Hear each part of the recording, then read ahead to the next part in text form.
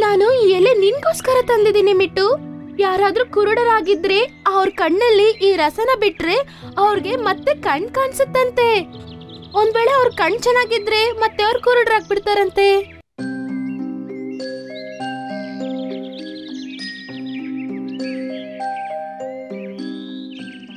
ಮಿಟ್ಟು ಗಿಳಿ ಒಂದು ದೊಡ್ಡ ಮರದ ಮೇಲೆ 1-2-3 ಪಕ್ಷಿಗಳ ಜೊತೆ ಜೀವಿಸ್ತಿತ್ತು.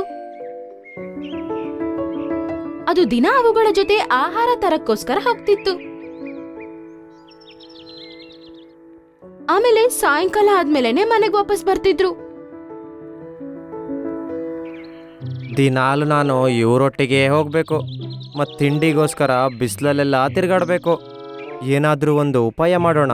ಇವರೊಟ್ಟಿಗೆ ಹೋಗ್ಲೂಬಾರ್ದು, ಆದ್ರೆ ತಿಂಡಿಗೂ ಏನಾದ್ರೂ ಸಿಗ್ಬೇಕು. ಕಣ್ ಕಾಣಿಸ್ದೇ ಇರೋ ತರ ನಾಟಕ ಮಾಡಿದ್ರೆ ಕಷ್ಟ ಪಡ್ದೇನೆ ಊಟ ತಿನ್ಬೋದು ಅಂತ ಅನ್ಕೊಳ್ಳುತ್ತೆ. ಮರದ ಮೇಲೆ ಕುತ್ಕೊಂಡೇ ಕಿರ್ಚಕ್ಕೆ ಶುರು ಮಾಡುತ್ತೆ. ಅಯ್ಯೋ, ನಂಗೇನು ಕಾಣಿಸ್ತಾ ಇಲ್ಲ. ಅಯ್ಯಪ್ಪ, ಅಯ್ಯೋ ಅಯ್ಯೋ, ನಂಗೆ ಕಾಣಿಸ್ತಿಲ್ಲ. ಅಯ್ಯೋ. ಅದು ಕಿರ್ಚೋದ್ ಕೇಳಿಸಿದ ತಕ್ಷಣ ಎಲ್ಲಾ ಪಕ್ಷಿಗಳು ಅದ್ರ ಹತ್ರ ಬಂದ್ಬಿಡುತ್ತೆ. ಏನಾಯ್ತು ನಿಂಗೆ? ನಂಗೇನು ಕಾಣಿಸ್ತಾನೆ ಇಲ್ಲ. ನಾನಿವತ್ತು ಸೂರ್ಯನ ನೋಡ್ಬಿಟ್ಟೆ, ಅದ್ರಿಂದಲೇ ಹೀಗಾಗಿರ್ಬೇಕೇನೋ. ಅಯ್ಯಪ್ಪ. ಹಂಗಂತ ಮರದ ಮೇಲೆ ನಿಂತ್ಕೊಂಡು ಕೆಳಗಡೆ ಬೀಳೋ ತರ ನಾಟಕ ಮಾಡುತ್ತೆ. ಸೂರ್ಯನ ನೋಡಿದ್ರೆ ಕಣ್ ಕಾಣಿಸ್ದೆ ಹೆಂಗ್ ಹೋಗುತ್ತೆ? ಗೊತ್ತಿಲ್ಲ, ಆದ್ರೆ ನಂಗೆ ಕಾಣಿಸ್ತಾನೆ ಇಲ್ಲ ಏನೋ. ಅಯ್ಯೋ ಅಯ್ಯೋ, ಈಗ ಊಟಕ್ಕೆ ನಾನು ಹೇಗೆ ಏನ್ ಮಾಡ್ಲಿ? ಅದು ಈ ರೀತಿ ಮಾತಾಡೋದ್ ನೋಡಿ ಎಲ್ಲ ಪಕ್ಷಿಗಳಿಗೂ ಅದ್ರ ಮೇಲೆ ತುಂಬಾ ದಯ ಬಂದ್ಬಿಡ್ತು. ಟೀನು ಈಗಂತಾಳೆ, ಮಿಟ್ಟು, ನೀನೇನೂ ಕಷ್ಟ ಪಡ್ಬೇಡ. ಮತ್ತೆ ನಿನ್ಗೆ ಕಣ್ ಕಾಣಿಸೋವರೆಗೂ ನಿಂಗೆ ಆಹಾರ ಎಲ್ಲ ನಾವ್ ತಂದ್ಕೊಡ್ತೀವಿ. ನಿನ್ನನ್ನ ನಾವು ಚೆನ್ನಾಗಿ ನೋಡ್ಕೋತೀವಿ. ಇಲ್ಲ, ನಾನೇ ಹುಡ್ಕೊಂಡ್ ತರ್ತೀನಿ. ನನಗ್ ಗೊತ್ತು ನಿನ್ಗೆ ದುಡ್ದು ತಿನ್ಬೇಕಂತ ಇಷ್ಟ ಅಂತ. ಆದ್ರಿಂದ ನಾವ್ ಆಹಾರ ಹುಡ್ಕಕ್ ಹೋಗಿ ವಾಪಸ್ ಬರೋವರೆಗೂ ನೀನ್ ಇಲ್ಲೇ ಇದ್ದು ನಮ್ ಗೂಡಲ್ಲಿರುವ ಮೊಟ್ಟೆ, ನಮ್ ಮಕ್ಕಳನ್ನೆಲ್ಲ ಚೆನ್ನಾಗಿ ನೋಡ್ಕೋ. ಆಗ ನಿನ್ಗೆ ಇನ್ನೂ ಬೇಜಾರಾಗಲ್ಲ ಅಲ್ವಾ? ಆದ್ರೆ ಇವನಿಗೆ ಕಣ್ ಕಾಣಿಸ್ತಿಲ್ಲ, ಮತ್ ಹೇಗೆ ನಮ್ ಗೂಡನ್ನ ನೋಡ್ಕೊಳ್ತಾನೆ? ಇದು ಇಲ್ಲಿ ಕುತ್ಕೊಂಡಿರೋದ್ ನೋಡಿ ಬೆಕ್ಕು ನಮ್ಮ ಗೂಡತ್ರ ಬರೋದೇ ಇಲ್ಲ. ಯಾಕಂದ್ರೆ ಮಿಟ್ಟಿಗೆ ಕಣ್ ಕಾಣಿಸಲ್ಲ ಅಂತ ಬೆಕ್ಕು ಗೊತ್ತಿಲ್ಲ ಅಲ್ವಾ? ನಂಗೆ ಇದೆ ಕೆಲ್ಸ ಸರಿ ಅಂತ ಕಾಣಿಸ್ತಾ ಇದೆ. ನಾನಿದನ್ನೇ ಮಾಡ್ತೀನಿ.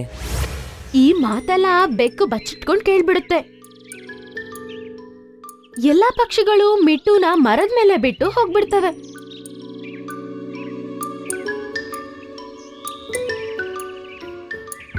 ಅವ್ರು ಹೋಗಿದ ತಕ್ಷಣ ಬೆಕ್ಕು ಮರದ ಹತ್ರ ಹೋಗುತ್ತೆ. ಅರೆ ವಾ, ಇವತ್ತು ಒಳ್ಳೆ ಪಾರ್ಟಿಯಪ್ಪ. ಈ ಕುರುಡು ಗಿಳಿ ಈ ಗೂಡುಗಳನ್ನ ಏನ್ ನೋಡ್ಕೊಳತ್ತೆ? ಇವಾಗ ನನ್ನ ಯಾರು ತಡಿಯಕ್ಕಾಗಲ್ಲ. ಅದಕ್ಕೆ ಏನ್ ಗೊತ್ತಾಗತ್ತೆ, ನಾನೋಗಿ ಪಕ್ಷಿಗಳನ್ನ ಮತ್ತೆ ಆ ಮೊಟ್ಟೆಗಳನ್ನ ತಿಂದು ತೆಗ್ಬಿಡ್ತೀನಿ. ಹಂಗಂತ ಅನ್ಕೊಂಡು ಜೋರಾಗಿ ಮರದ ಮೇಲೆ ಎಗುತ್ತೆ. ಮತ್ತೆ ಗೂಡು ಇರೋ ಕಡೆ ನಡ್ಕೊಂಡು ಹೋಗುತ್ತೆ. ಇನ್ ಒಂದ್ ಹೆಜ್ಜೆ ಮುಂದೆ ಇಟ್ ನೋಡು, ಮುಗಿಸ್ಬಿಡ್ತೀನಿ ನಿನ್ನ. ಹಂಗಂತೇಳಿ ಮಿಟ್ಟು ಎಗರಿ ಬೆಕ್ಕಿನ ಮೇಲೆ ದಾಳಿ ಮಾಡ್ದ ಬೆಕ್ಕಿಗೆ ಚೆನ್ನಾಗಿ ಪೆಟ್ಟಾಗುತ್ತೆ. ಅರೆ, ಇದು ತುಂಬಾ ಬುದ್ಧಿವಂತ ಅನ್ಸುತ್ತೆ. ಇದಕ್ಕೆ ಎಲ್ಲ ಕಾಣಿಸ್ತಿದೆ. ಕಾಪಾಡಿ! ಬೆಕ್ಕು ಅಲ್ಲಿಂದ ಓಡೋಗ್ಬಿಡುತ್ತೆ. ಮತ್ತೆ ಈ ರೀತಿ ಮಿಟ್ಟು ಮೊಟ್ಟೆ ಮತ್ತೆ ಮಕ್ಕಳನ್ನ ಚೆನ್ನಾಗಿ ಕಾಪಾಡ್ಬಿಡುತ್ತೆ. ಎಲ್ಲಾ ಪಕ್ಷಿಗಳು ವಾಪಸ್ ಬರುವಾಗ ಮಿಟ್ಟುಗೋಸ್ಕರನೂ ಆಹಾರನ ತಗೊಂಡ್ಬರ್ತವೆ. ಮಿಟ್ಟು ಅದನ್ನ ತುಂಬಾ ಮಜಾ ಮಾಡ್ತಾ ತಿಂತು. ಮತ್ತೆ ಕುರುಡ ಅನ್ನುವ ನಾಟಕನೂ ಹಂಗೆ ಮೇಂಟೈನ್ ಮಾಡ್ತಾ ಇತ್ತು. ಮಾರನೇ ದಿನ ಎಲ್ಲರೂ ಮತ್ತೆ ಆಹಾರ ತರಕ್ ಹೋಗೋಣ ಅಂತ ರೆಡಿ ಆಗ್ತಾ ಇದ್ರು. ಅದೇ ಸಮಯಕ್ಕೆ ಟೀನು ಕಾಣಿಸೋದಿಲ್ಲ. ಈ ಟೀನು ಎಲ್ಲೋಗಿದ್ದಾಳೆ? ಆ ಸಮಯದಲ್ಲಿ ಅಲ್ಲಿ ಟೀನು ಬರ್ತಿರೋದು ಅವ್ರಿಗೆ ಕಾಣಿಸುತ್ತೆ. ಅದರ ಬಾಯಲ್ಲಿ ಒಂದು ಎಲೆ ಇತ್ತು. ಆ ಎಲೆನ ಎತ್ಕೊಂಡ್ ಬಂದು ಕೊಂಬಿನ ಮೇಲೆ ಇಟ್ಟು ಮತ್ತೆ ಈಗ ಅನ್ನತ್ತೆ, ನಾನು ಈ ಎಲೆ ನಿನ್ಗೋಸ್ಕರ ತಂದಿದ್ದೀನಿ ಮಿಟ್ಟು. ಯಾರಾದ್ರೂ ಕುರುಡರಾಗಿದ್ರೆ ಅವ್ರ ಕಣ್ಣಲ್ಲಿ ಈ ರಸನ ಬಿಟ್ರೆ ಅವ್ರಿಗೆ ಮತ್ತೆ ಕಣ್ ಕಾಣಿಸುತ್ತಂತೆ. ಒಂದ್ ವೇಳೆ ಅವ್ರ ಕಣ್ ಚೆನ್ನಾಗಿದ್ರೆ ಮತ್ತೆ ಅವ್ರು ಕುರುಡರಾಗ್ಬಿಡ್ತಾರಂತೆ. ಹಾಗಾದ್ರೆ ನನ್ ಕಣ್ಣಿಗೆ ಈ ರಸನ ಹಾಕಿಸ್ಕೊಳಲ್ಲ. ಯಾಕಲ್ಲ? ಸರಿಯಾಗಕ್ ಇಷ್ಟ ಇಲ್ವಾ ನಿಂಗೆ? ಅದನ್ ಕೇಳಿ ಮಿಟ್ಟುಗೆ ಅರ್ಥ ಆಗತ್ತೆ, ನಿಜ ಹೇಳಿದ್ರೆ ಅವನ ಮಾನ ಮರ್ಯಾದೆ ಹೋಗುತ್ತೆ ಅಂತ. ಹಾ, ಸರಿ ಸರಿ ಹಾಕು. ಅದನ್ ಕೇಳಿ ಟೀನು ಆ ಎಲೆಯಲ್ಲಿ ಬರೋ ರಸನ ಅದ್ರ ಕಣ್ಣೊಳಗಡೆ ಹಾಕುತ್ತೆ. ಅದಕ್ಕೆ ತುಂಬಾನೇ ನೋವುತ್ತೆ. ಆಗ ಅಯ್ಯಪ್ಪ, ಅಯ್ಯೋ ಉರಿತಿದೆ, ಅಯ್ಯೋ ಅಯ್ಯಪ್ಪ ಕಣ್ಣುರಿತಿದೆ. ನಂಗೇನು ಕಾಣ್ತಿಲ್ಲ, ನಂಗೇನು ಕಾಣ್ತಾ ಇಲ್ಲ. ಅಯ್ಯಪ್ಪ. ಏನ್ ಹೇಳ್ತಿದ್ಯಾ ನೀನು? ನಿನ್ಗೆ ನೆನ್ನೆನೆ ಕಣ್ ಕಾಣಿಸ್ದೆ ಹೋಗ್ಬಿಡ್ತಲ್ಲ, ಈಗ ಮತ್ತೆ ಹೆಂಗ್ ಕಾಣಿಸ್ದೆ ಹೋಗುತ್ತೆ? ಹಾ, ಅಂದ್ರೆ ಏನಂದ್ರೆ ನಾನು ಈಗ ಸರಿಯಾಗಿ ಹೋಗಿದ್ದೀನಿ, ನಂಗೆಲ್ಲ ಕಾಣ್ತಾ ಇದೆ ಈಗ. ನಿನ್ ಕಣ್ ಸರಿ ಆಯ್ತಂತ ಸಂತೋಷವಾಗಿದೆ ನಂಗೆ. ಈಗ ಮಿಟ್ಟುಗೆ ನಿಜವಾಗ್ಲೂನೆ ಕಣ್ ಕಾಣಿಸ್ದೆ ಆಗ್ಬಿಟ್ಟಿತ್ತು. ಆದ್ರೆ ಆ ನಿಜನ ಯಾರ ಹತ್ರನೂ ಹೇಳಕ್ ಆಗ್ತಿಲ್ಲ ಪಾಪ. ಮಿಟ್ಟು, ಇವತ್ತೇ ಅಲ್ಲ ನಿನ್ ಕಣ್ ಕಾಣಿಸಕ್ ಶುರು ಆಗಿದ್ದು. ನೀನ್ ಇವತ್ತು ಇಲ್ಲೇ ಇದ್ದು ನಮ್ ಗೂಡುಗಳನ್ನೆಲ್ಲ ನೋಡ್ಕೋತಾ ಇರು. ಮತ್ತೆ ನಾಳೆ ಆಹಾರ ತಗೊಂಬರಕ್ ನಮ್ ಜೊತೆ ಬಾ. ಎಲ್ಲವೂ ಅದನ್ನ ಗೂಡಿನ ಬಳಿ ಬಿಡ್ಬಿಟ್ಟು ಹೋಗ್ತವೆ. ಅದು ನಿಜವಾಗ್ಲೂ ಕುರುಡಿ ಆಗಿರುವ ವಿಷಯ ಬೆಕ್ಕಿಗೆ ಗೊತ್ತಾಗತ್ತೆ. ಅವಳು ಮರದ ಕೊಂಬಿನ ಮೇಲೆ ಹತ್ತಿ ಕೋಪದಿಂದ ಹೀಗಂತಾಳೆ, ನನ್ನ ನೀನು ಹೆಂಗ್ ಹೊಡ್ದೆ ಅಲ್ಲ, ಇವಾಗ ನಾನ್ ನಿನ್ನ ಏನ್ ಮಾಡ್ತೀನಂತ ನೋಡು. ಅದು ಮಿಟ್ಟು ಮೇಲೆ ಅಟ್ಯಾಕ್ ಮಾಡಿ ಮಿಟ್ಟುಗೆ ಗಾಯ ಆಗೋ ತರ ಮಾಡುತ್ತೆ. ಮತ್ತೆ ಎಲ್ಲಾ ಮೊಟ್ಟೆಗಳು ಮತ್ತೆ ಎಲ್ಲಾ ಮಕ್ಕಳನ್ನು ತಿನ್ಬಿಡುತ್ತೆ. ಮಿಟ್ಟು ಗಾಯಗೊಂಡು ಅದೇ ಕೊಂಬಿನ ಮೇಲೆ ಬಿದ್ದಿರುತ್ತೆ. ಎಲ್ಲಾ ಪಕ್ಷಿಗಳು ಬಂದ್ ನೋಡಿದಾಗ ಮೊಟ್ಟೆಗಳು ಮತ್ತೆ ಮಕ್ಕಳು ಇಲ್ದೇ ಇರೋದನ್ನ ನೋಡಿ ತುಂಬಾನೇ ಬೇಜಾರಾಗ್ತವೆ. ಮಿಟ್ಟು, ನಮ್ ಮಕ್ಳಿಗೆ ಏನಾಯ್ತು? ಬೆಕ್ಕು ತಿನ್ಕೊಂಡೋಯ್ತದನ್ನ. ಆದ್ರೆ ನೀನಿದ್ದಾಗ ಇದೆಲ್ಲ ಹೆಂಗ್ ನಡೆಯುತ್ತೆ? ನೀನು ಅವಳನ್ನ ತಡೆದಿಲ್ವಾ? ನಂಗೆ ಕಣ್ ಕಾಣಲ್ಲ ಅಂತ ನಿಮ್ಮ ಹತ್ರ ನಾನು ಸುಳ್ಳು ಹೇಳಿದ್ದೆ. ಕಷ್ಟಪಡ್ದೇನೆ ಹೊಟ್ಟೆಗೆ ತಿನ್ನೋ ಆಸೆ ಇತ್ತು. ಟೀನು ನನ್ನ ಕಣ್ಣಿಗೆ ರಸ ಹಾಕೋವಾಗ ನಿಜವಾಗ್ಲೂ ನನ್ನ ಕಣ್ಣು ಹೊರಟೋಯ್ತು. ನೀವು ನನ್ನ ಮೇಲೆ ಕೋಪ ಪಡಬಾರ್ದು ಅಂತ ನಿಮಗೆ ನಾನು ನಿಜಾನೇ ಹೇಳಲಿಲ್ಲ. ನಿಜ ಹೇಳಬೇಕು ಅಂದರೆ ಈಗ ನಂಗೆ ಕಾಣ್ತಾ ಇಲ್ಲ ಏನು, ಅದರಿಂದಾಗಿನೇ ನಿಮ್ಮ ಮಕ್ಕಳನ್ನ ಕಾಪಾಡಕ್ಕೆ ನಂಗೆ ಆಗಲೇ ಇಲ್ಲ. ಮಿಟ್ಟು, ನಿನ್ನಿಂದಾಗಿನೇ ನಮ್ಮ ಮಕ್ಕಳು ಸತ್ತೋದ್ವು, ಮೊಟ್ಟೆಗಳೋದ್ವು. ನಿಂಗೆ ಶಿಕ್ಷೆ ಆಗಬೇಕು. ಅದನ್ ಕೇಳಿ ಎಲ್ಲಾ ಪಕ್ಷಿಗಳು ಅದನ್ನ ಉಡಿಯಕ್ ಶುರು ಮಾಡ್ತವೆ. ಅವುಗಳ ಕೋಪನ ಅದ್ರ ಮೇಲೆ ತೋರಿಸ್ತವೆ. ಅದರ ರೆಕ್ಕೆಗಳು ಕೂಡ ನಾಶ ಆಗಿತ್ತು. ಈಗ ಮರದ ಮೇಲೆ ಇರಕ್ಕೂ ಅದಕ್ಕೆ ಲಾಯಕ್ಕಿಲ್ಲ. ದಿನ ಪೂರ್ತಿ ಮರದಿಂದ ಕೆಳಗಡೆ ಬಿದ್ದು ನರ್ಲಾಡ್ತಾ ಇತ್ತು. ರಾತ್ರಿ ಅದರ ಅವಳಿ ಸಹೋದರ ಟೀಟು ಬರ್ತಾನೆ. ಅದನ್ನ ಈ ಪರಿಸ್ಥಿತಿಯಲ್ಲ ನೋಡಿ ತುಂಬಾ ಬೇಜಾರಾಗುತ್ತೆ. ಅರೆ ಮಿಟ್ಟು, ನಿಂಗೆ ಏನಾಯ್ತೋ ಇದು? ಯಾರು ಹೊಡೆದ್ರು ನಿಂಗೆ? ನಾನು ಹೀಗಾಗೋದಕ್ಕೆ ಕಾರಣ ನನ್ನ ಆಲಸ್ಯ ಕಣೋ. ಅಂಗಂತಲ್ಲಿ ಟೀಟುಗೆ ನಡೆದ ಎಲ್ಲಾ ವಿಷಯನೂ ಹೇಳುತ್ತೆ. ನೀನಿದು ಸರಿ ಮಾಡಲಿಲ್ಲ ಕಣೋ. ಈಗಲೇ ಹೋಗಿ ಎಲ್ಲರ ಹತ್ರನೂ ಸಾರಿ ಕೇಳೋ ನೀನು. ಆದರೆ ನಾನು ನಿನ್ನ ಫಸ್ಟಿಗೆ ಸರಿ ಮಾಡ್ತೀನಿ. ಹಂಗಂತೇಳಿ ಅದು ಅಲ್ಲಿಂದ ಹೋಗಿ ಅದೇ ಎಲೆನ ಮತ್ತೆ ಅದು ತಗೊಂಡ್ ಬರುತ್ತೆ. ಮತ್ತೆ ಆ ಎಲೆಯಲ್ಲಿ ಬರುವ ರಸನ ಕಣ್ಣಿಗೆ ಬಿಡುತ್ತೆ. ಈಗ ಮತ್ತೆ ಮಿಟ್ಟುಗೆ ಕಣ್ ಕಾಣಿಸುತ್ತೆ. ಟೀಟು, ನಂಗೆ ಕಾಣ್ತಾ ಇದೆ ಕಣೋ. ಈಗ ಮನೆಗೋಗಿ ಎಲ್ಲರ ಹತ್ರನೂ ಸಾರಿ ಕೇಳೋ. ಅದನ್ನ ಪಕ್ಷಿಗಳ ಬಳಿ ಕರ್ಕೊಂಡೋಗಿ ಈಗಂತ ಹೇಳುತ್ತೆ. ಪ್ರೀತಿಯ ಸ್ನೇಹಿತರೆ, ನಿಮ್ಮ ಕೋಪ ನಿಜವಾದದ್ದು. ಆದರೆ ಮಿಟ್ಟುಗೂ ಶಿಕ್ಷೆ ಸಿಕ್ಕಾಯ್ತೀಗ. ಒಂದ್ಸರಿ ಅವನನ್ನು ಕ್ಷಮಿಸ್ಬಿಡಿ ನೀವು. ಮತ್ತೆ ಮುಂದೆ ಅವನ ಹಾಗೆ ಮಾಡೋದೇ ಇಲ್ಲ. ಅದನ್ನ ಕೇಳಿ ಎಲ್ಲಾ ಪಕ್ಷಿಗಳು ಅದನ್ನ ಕ್ಷಮಿಸುತ್ತೆ. ಅವತ್ತಿಂದ ಅದು ಸೋಮಾರಿತನ ಮಾಡಿಲ್ಲ, ಮತ್ತೆ ಯಾರ ಹತ್ರನೂ ಸುಳ್ಳು ಕೂಡ ಹೇಳಿಲ್ಲ. ಹಕ್ಕಿ 2 ಮೊಟ್ಟೆ ಇಟ್ಟಿದ್ಯಾ? ಹೊಟ್ಟೆ ತುಂಬಾ ತಿಂತೀನಿ ನಾನು. ಈಗಲೇ ಈ ಮೊಟ್ಟೆನ ತಿಂತೀನಿ. ಆಲದ ಮರದ ಮೇಲೆ ಒಂದು ಪಕ್ಷಿ ದಂಪತಿಗಳು ವಾಸಿಸ್ತಿತ್ತು. ಅವುಗಳಿಗೆ ಹೊಸದಾಗಿ ಮದ್ವೆ ಆಗಿರುತ್ತೆ. ಪಕ್ಷಿ ಪ್ರೆಗ್ನೆಂಟ್ ಆಗಿತ್ತು. ಇಬ್ರು ತುಂಬಾ ಸಂತೋಷವಾಗಿ ಅವ್ರ ಜೀವನ ಕಳೀತಿದ್ರು. ಅದೇ ಮರದ ಮೇಲೆ ಒಂದು ಹದ್ದು ವಾಸಿಸ್ತಿತ್ತು.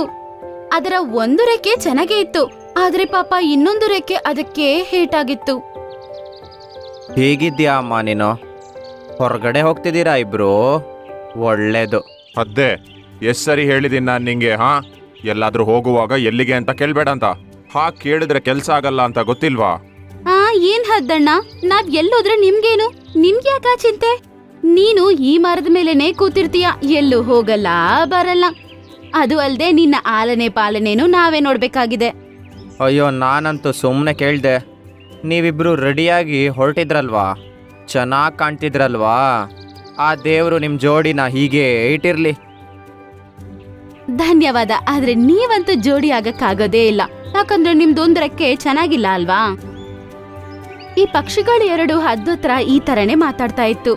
ಆ ಮರದ ಮೇಲೆ ಬೇರೆ ಪಕ್ಷಿಗಳು ಇಲ್ದೇ ಇರುವ ಕಾರಣದಿಂದ ಅವುಗಳೇ ಹದ್ದಿಗೆ ಆಹಾರ ತಂದು ಕೊಡ್ಬೇಕಾಗಿತ್ತು. ಒಂದಿನ ಏನಾಯ್ತಂದ್ರೆ ಪಕ್ಷಿ ಹಣ್ಣು ತಿಂತಿತ್ತು. ಅರೆ ವಾ, ಮಜಾ ಬರ್ತಿದೆ. ನನ್ನ ಸ್ವಾಮಿಗಳು ಈ ಹಣ್ಣನ್ನ ಯಾವ ಮರದಿಂದ ತಂದ್ರಂತ ಗೊತ್ತಿಲ್ಲ. ತಿಂತಿದ್ರೆ ಅಷ್ಟು ರುಚಿಯಾಗಿದೆ. ಏನಮ್ಮ ಏನ್ ತಿದ್ದೀಯಾ? ನಂಗೂ ಜೋರಾಗಿ ಹೊಟ್ಟೆ ಹಸಿತಾ ಇದೆ. ಏನಾದ್ರೂ ತಿನ್ನಕ್ಕಿದ್ರೆ ಕೊಡ್ತೀಯಾ? ಈ ಹದ್ದಿನ ಕಣ್ಣು ಯಾವಾಗ್ಲೂ ನನ್ನ ಆಹಾರದ ಮೇಲೇನೆ ಇರುತ್ತೆ. ಇದಕ್ಕೆ ನಾನ್ ಪ್ರೆಗ್ನೆಂಟ್ ಆಗಿದ್ದೀನಿ ಅಂತ ಗೊತ್ತಿಲ್ವಾ? ಯಾವಾಗ ನೋಡು ನನ್ನ ಆಹಾರನೇ ನೋಡ್ತಾ ಇರುತ್ತೆ. ಏನಾಯ್ತು? ಇವತ್ತೇನು ಮಾಡ್ಲಿಲ್ವಾ? ತರ್ತೀನಿ ರೀ. ಪಕ್ಷಿಯ ರಾತ್ರಿಯ ಆಹಾರ ಹದ್ದಿಗೆ ತಗೊಂಡು ಕೊಡುತ್ತೆ.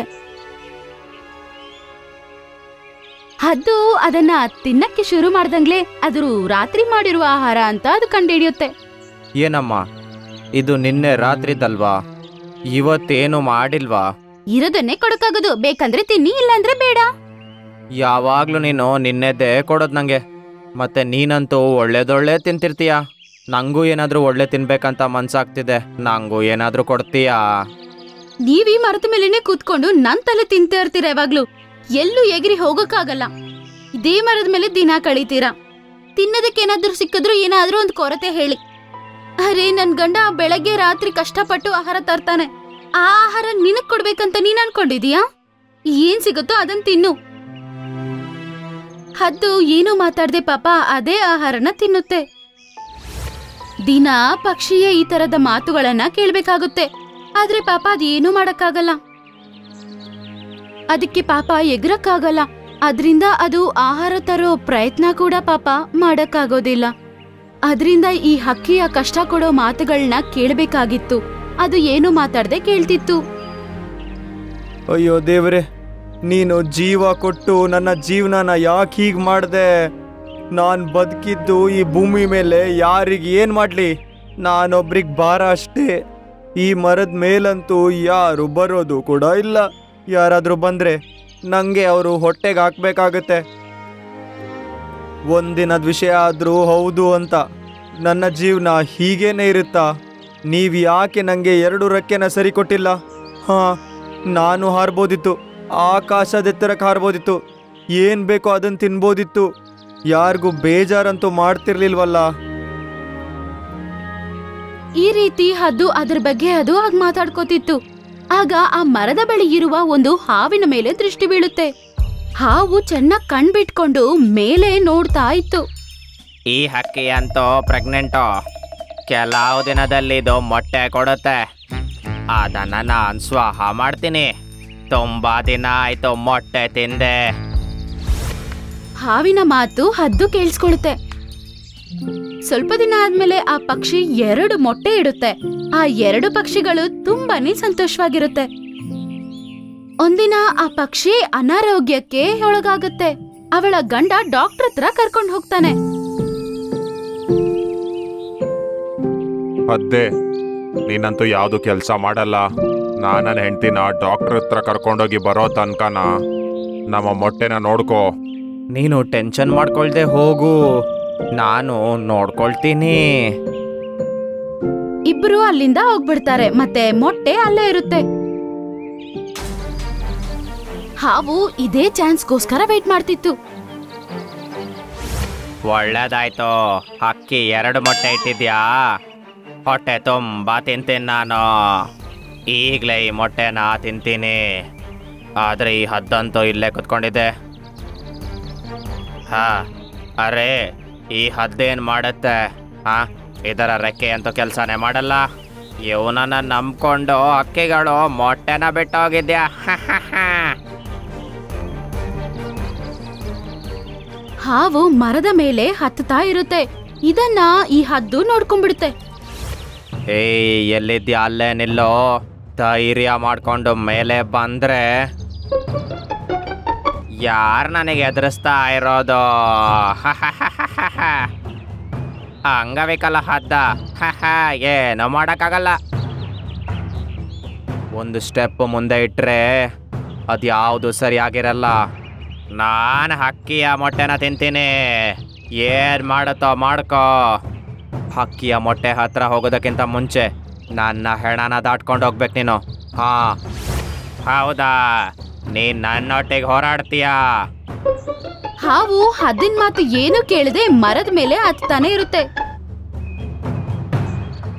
ಅದು ಹೀಗೆ ಮೇಲೆ ಹತ್ತಿದ್ದಂಗ್ಲೇ ಈ ಹದ್ದು ಅದರ ಒಂದು ರೆಕ್ಕೆಯಲ್ಲಿ ತುಂಬಾ ಗಟ್ಟಿಯಾಗಿ ಇಟ್ಕೊಂಡ್ಬಿಡುತ್ತೆ.